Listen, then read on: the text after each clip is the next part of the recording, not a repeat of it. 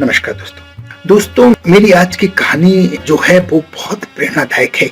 जीवन का वो मैसेज छोड़ती है जो आपको जल्दी से जल्दी सीख लेना चाहिए। मेरी आज की कहानी का शीर्षक है नन्ही चींटी। एक रविवार की सुबह थी। एक आदमी अपनी बालकनी में बैठा हुआ धूप सेक रहा था और हाथ में कॉफी का कप था। वो शिप शिप करके उसे पी रहा था। तभी अचानक उसकी नजर एक छोटी चींटी पर गई। वो अपने से कई गुने बड़े आकार का पत्ता लेकर बालकनी के एक साइड से दूसरी साइड में जा रही थी। आदमी उसे ध्यान से देखने लगा और देखता रहा। उस चींटी ने अपनी यात्रा के दौरान कई बाधाओं को पार किया। उसे कई बार झुकना पड़ा, कई बार मुड़ना पड़ा, लेकिन वो बिना रुके अपने गंतव्य की ओर बढ़ती चली जा रही थी। तभी फर्श पर उसे एक दरार दिखाई दी। वो थोड़ी देर के लिए रुकी। उसने सोचा और विचार करने के बाद उस दरार के ऊपर उस पत्ते को सरका दिया और फिर पत्ते पर चढ़कर उस दरार के दूसरी तरफ चली गई और पत्ते को घसीटने लगी और दोबारा से अपनी यात्रा शुरू कर दी। जो आदमी उस चींटी को देख रहा था वो उसकी चतुराई से मोहित हो गया। इस घटना ने उसे विस्मय में डाल दिया। उसे सृष्टि के चमत्कार पर चिंतन करने के लिए मजबूर होना पड़ा। उसने भगवान की महानता को धन्यवाद दिया। इस बीच चींटी अपने गंतव्य स्थान पर पहुंच गई।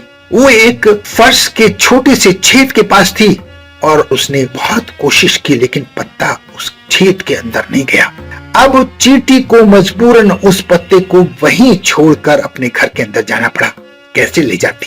जिस पत्ते को इतनी कठिनाई से, इतनी सावधानी से अपने गंतव्य तक पहुंचाने के लिए उसने ना जाने कितने यत्न किए, वो पत्ता उसके घर के अंदर नहीं जा रहा था।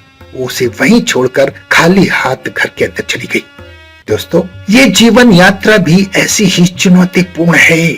हम अपनी यात्रा के अंत के बारे में नहीं सोचते और जिंदगी भर उस पत्ते के समान अपने वजूद से ज्यादा बोझ उठाकर घूमते रहते हैं और अपने गंतव्य पर पहुंचने के बाद उस बोझ को वहीं छोड़कर जाना पड़ता है, क्योंकि कोई विकल्प उसको साथ ले जाने का नहीं है।